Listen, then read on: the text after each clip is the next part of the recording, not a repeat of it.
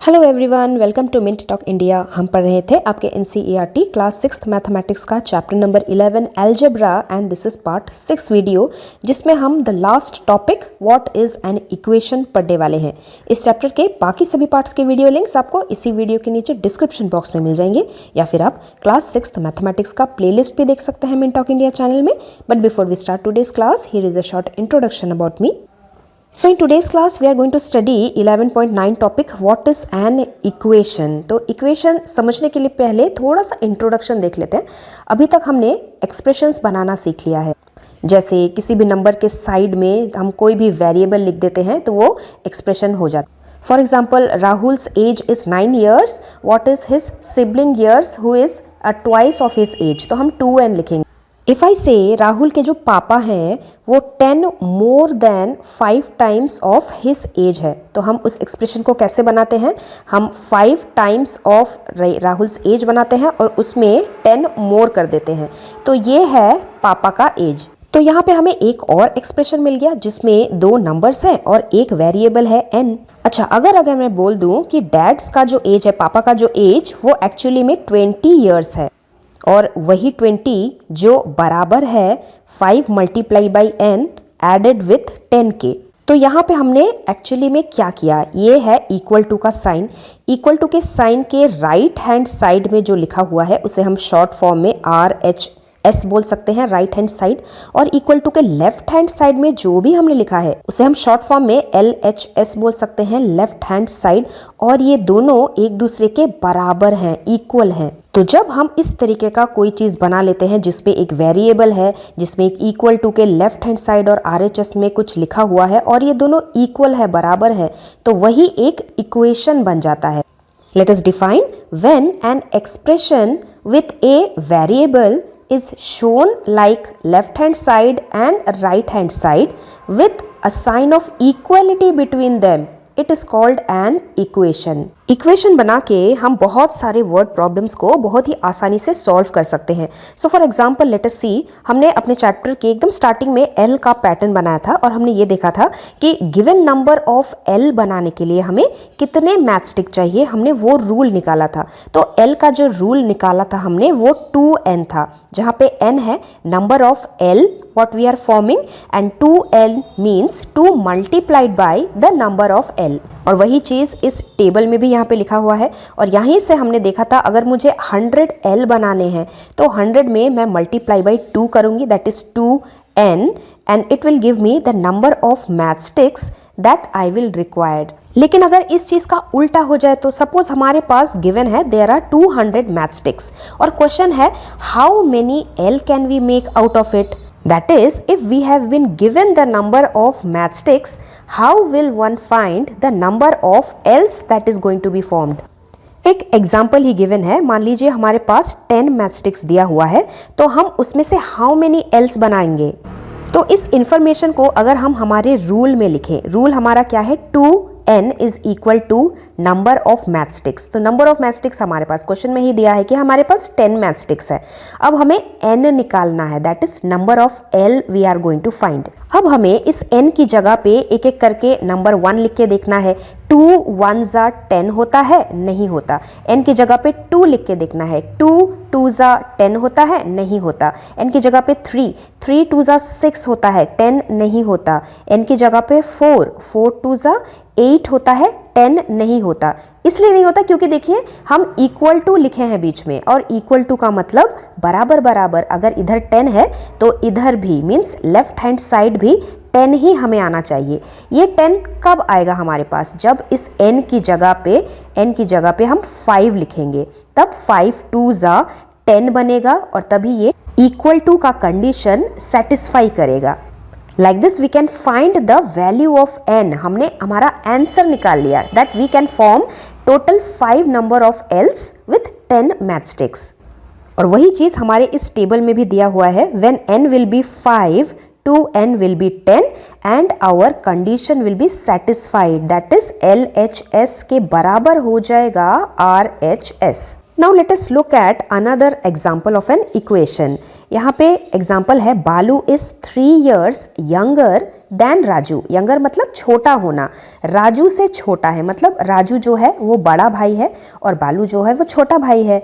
Now Raju's age is taken to be x years, हम मान लेते हैं राजू का जो एज है वो x है और क्वेश्चन में गिवन है कि बालू 3 साल छोटा है, मतलब इस x में से अगर हम -3 कर देंगे, 3 साल छोटा कर देंगे इस x को, तो हमें बालू का एज मिल जाएगा। इसका मतलब हम बोल सकते हैं कि बालू का जो एज है वो x -3 है। यहाँ पे हमने एक एक्सप्रेशन बना लिया। अब क्वेश्चन में ये भी गिवन है, suppose Balu's age is 11 years old, suppose Balu का जो एज है वो 11 है, बालू का एज x -3 भी है, बालू का एज 11 भी है, मतलब ये दोनों बराबर है, इक्वल है। 11 will be equal to x -3, या फिर हम इसे x -3 इक्वल टू 11 भी बोल सकते हैं, क्योंकि दोनों है तो बराबर ही। तो यहाँ पे हमने एक इक्वेशन बना लिया, एक इक्वेशन ऐसा जिसमें इक्वल टू के लेफ्ट हैंड साइड कुछ है, राइट हैंड साइड कुछ है, दोनों बराबर हैं और अंदर एक वेरिएबल भी है। और ये वेरिएबल क्या है? ये है राजू का एज, जो कि हमने x मान के रखा था। अब इसी से हम राजू का एज बड़ी ही आसानी से निकाल सकते हैं। How do we solve? इस तरह के क्वेश्चन में जब हमारे पास एक ब्लैंक होता है, ब्लैंक -3 इज इक्वल टू 11, आपने किया है ना ऐसा क्वेश्चन, तो उस टाइम हम ब्लैंक स्पेस को एक जगह इक्वल टू के एक साइड रख के बाकी सभी नंबर्स को, डिजिट्स को शिफ्ट करके इक्वल टू के दूसरी तरफ लेके जाते हैं और साइन चेंज हो जाता है। दैट मीन्स 11 + 3 बन जाता है। 11 + 3 इज 14 और यही 14 है हमारे इस ब्लैंक स्पेस का आंसर। और इस ब्लैंक स्पेस की जगह पे क्या था? x था, तो x का मतलब ही है 14। राजू का एज 14 है। अब यहाँ पे तो मैंने इस इक्वेशन को सॉल्व करके ही बता दिया, राजू का एज निकाल दिया।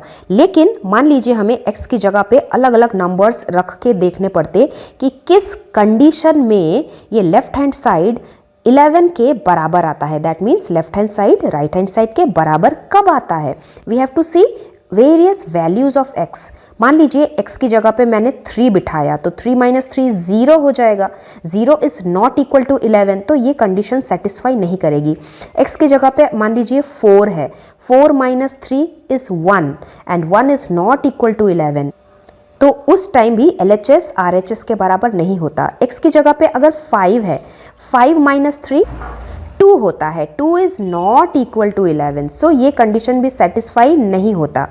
उसी तरह हमें इस टेबल को पूरा करना है। We have to complete the entries which are left blank. So here I have written all only when x will be equal to 14।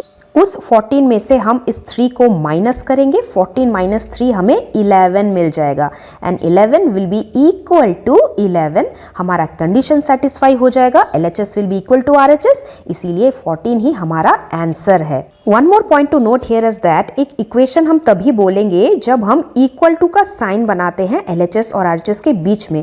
अगर हम इस तरीके का कोई चीज़ बना रहे हैं कि 2n जो है वो ग्रेटर देन 10 है, तो वो एक इक्वेशन नहीं होगा। It is not an equation because there is no equal to sign between them.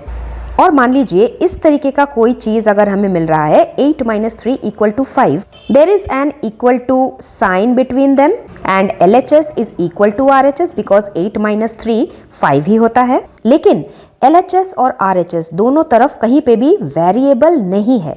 Neither of the two sides contain a variable, that is why इसे हम एक सिंपल इक्वेशन नहीं बोल सकते। This is only numeric equation. We can call this a numerical equation only, जिसमें numerics है, मतलब सिर्फ न्यूमरल वैल्यूज हैं, डिजिट्स है। इन अदर वर्ड्स, इक्वेशन शब्द जो है, equation word is used only and only for those when we have one or more variable in the LHS and RHS and there is an equal to sign between them. Let us do some exercise. यहाँ पे नीचे जो equations दिए हुए हैं उनके variables हमें find out करने हैं। तो जैसे x + 20 + 70 ये एक equation है, yes, because it has a variable inside it, और इसे अगर solve करेंगे तो equal to के left side और right side जो value आएगी वो same to same आएगी। So x is the variable. ये वाला जो चीज़ है ये एक इक्वेशन नहीं है, क्योंकि इसमें वेरिएबल नहीं है, कोई भी लेटर नहीं है इंग्लिश अल्फ़ाबेट का। So this is just a numerical equation. 2p greater than 30, this is not an equation because variable तो है लेकिन बीच में इक्वल टू साइन नहीं है। उसके बाद वाला इक्वल टू का साइन भी है, एक वेरिएबल भी है, so yes it is an equation, it contains variable n। 2b equal to 80, yes it is an equation क्योंकि बीच में इक्वल टू साइन है, b है बीच में इसीलिए ये एक वेरिएबल है, this is an equation. y divided by 8 smaller than 50, no this is not an equation क्योंकि इसमें चलो वेरिएबल तो है लेकिन बीच में इक्वल टू साइन नहीं है। Let us find the variable and fill in the blanks here.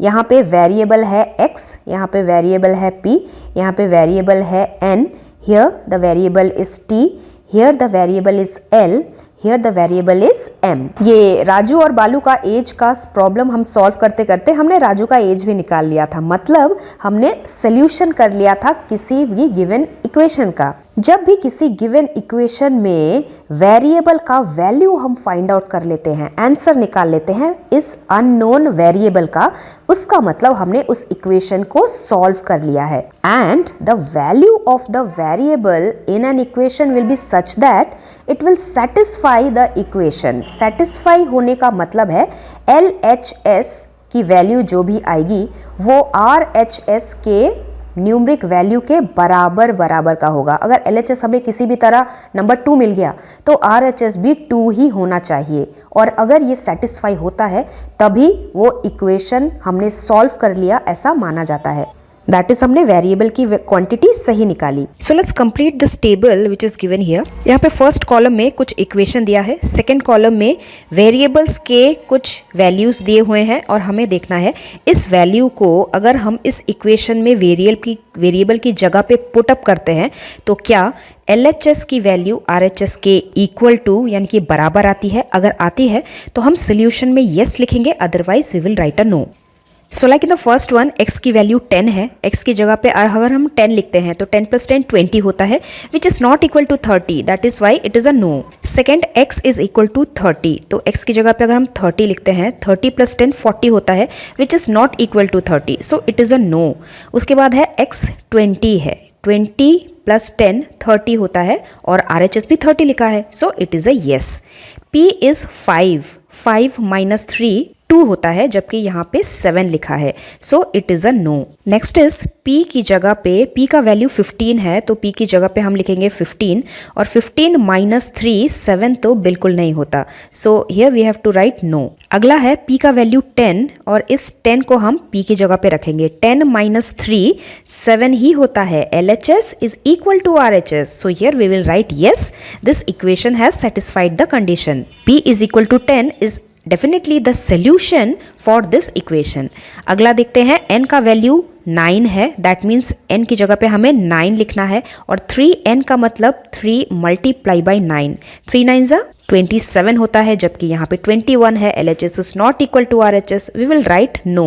Next में n का वैल्यू 7 है, यहाँ पे n की जगह यहाँ पे 7 मल्टीप्लाई करना है, 7 3 21, यस ये n का वैल्यू 7 यहाँ पे सेटिस्फाई कर जाता है, we have to write yes. Next एक डिवीजन है हमारे वेरिएबल को, तो यहाँ पे t की जगह पे 25, अगर हम 25 को डिवाइड करते हैं 5 से तो क्या 4 आता है? नहीं होता, 5 1 5, 5 5 25 होता है, so here we have to write no. अगला वाला है t की वैल्यू 20, t की जगह पे हम 20 लिखते हैं, 20 को डिवाइड करते हैं 5 से, 5 1 5, 5 4 20, तो लेफ्ट हैंड साइड 4 आ गया, राइट हैंड साइड भी 4 है, तो ये कंडीशन सेटिस्फाई कर जाता है t की वजह से, so here we will write yes. Next is l का वैल्यू 5 है, l की जगह पे हम 5 लिखेंगे, 2 के साथ मल्टीप्लाई करेंगे, 5 2 10, 10 + 3 13, जबकि राइट हैंड साइड पे 13 नहीं है, we will write a no.